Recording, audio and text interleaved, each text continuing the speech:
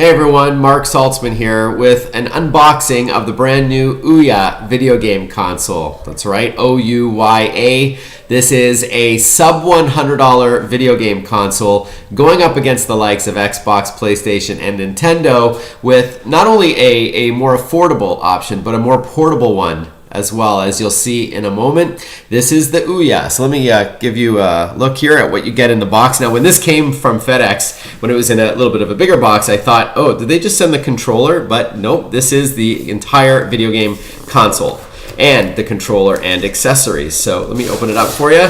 The OUYA. And this is available, by the way, in the US, Canada, and in the UK as of late June. It's for 99 bucks. So this is a little cover here. And then inside, underneath, of course, all this are the cables, but this is the controller and the console. Now, this is it. This is the OUYA. Let me just show you again what this looks like. I haven't taken off the plastic wrap yet, but this is the front of the console. Now, just to put this into perspective, I've got a pretty small apple here, a yellow apple, that, as you can see, the console itself is not much bigger than it. It is 2.9 inches by 2.9 inches by 3.2 deep. So a little bit deeper than it is taller and wider. It's only 300 grams or about 10.5 ounces. And this is the main console. That is really the only part here that is got all the guts of it. Now, if for those who like the tech specs, it's powered by an NVIDIA Tegra 3 quad-core processor. It's got 1 gigabyte of RAM, 8 gigs of storage, and it's expandable. So let me show you the back of the unit here. As you can see, there is a USB port, so you can add more memory if you're running out, or you can put in some media there, like videos, photos, or music on a thumb drive. It's got HDMI out, and as you'll see, the HDMI cable is included. It's got Ethernet out, and of course, power. Now, along with Ethernet, it also has Wi-Fi and Bluetooth. So that brings me to the controller.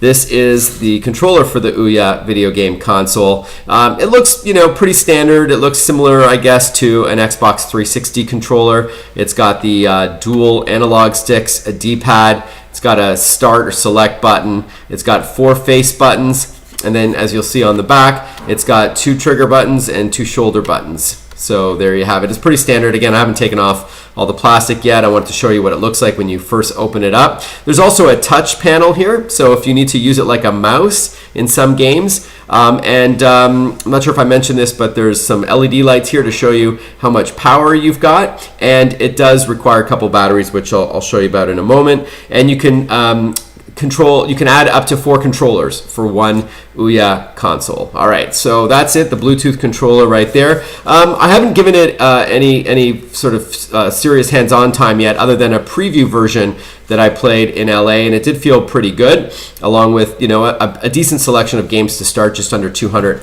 at this point. Some of which you'll know, like You Don't Know Jack. Some you might not have heard about, like Polarity or Bomb Squad. All right, so underneath the packaging here, so that's where the controller and the console was.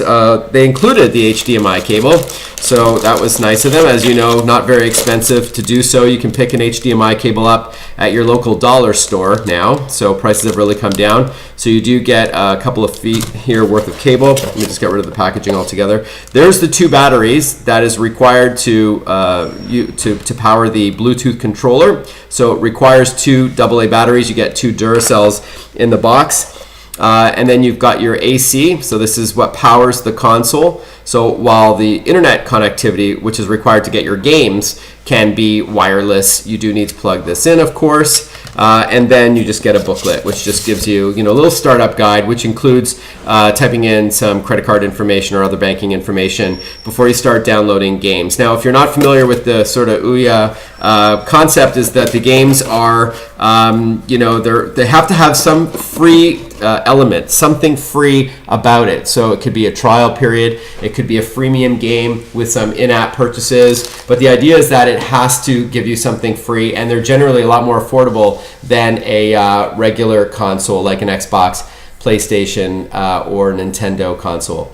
So there you have it, your first look at the OUYA video game console and the controller, everything you get in the box. This is what the packaging looks like here, pretty straightforward. I wish them a lot of luck. There's a lot of competition coming out this year, not just, of course, the Xbox One and the PlayStation 4, but a number of these affordable Android-powered boxes that let you play games. Now, it is important to note that despite some misconceptions online, you can't play any Android game on the OUYA. It's not giving you free reign to the Google Play Store, whereas some other machines are trying to do that. So it's going to be a really interesting year, 2013 and of course 2014, when we not only have the 3 big players, but a bunch of startups as well, some of which have been funded on Kickstarter. So there you have it, your first look at the OUYA. I'm Marc Saltzman. Thanks for watching.